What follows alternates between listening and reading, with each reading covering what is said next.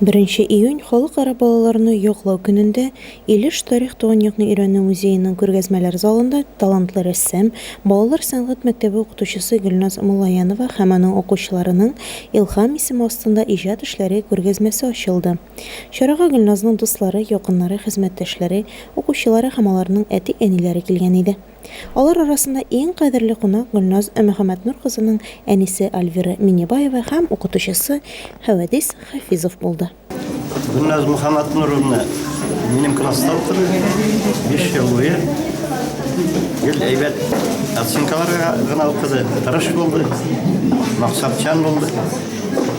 Һәм шул юнәлештә менә академия бетереп кайтты Берскидан. Һәм без аны үзебезгә эшкә алдык.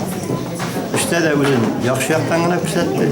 Хәзер минем аның классымда оногым йөри, Шәрифуллина инде бик шатып йөри.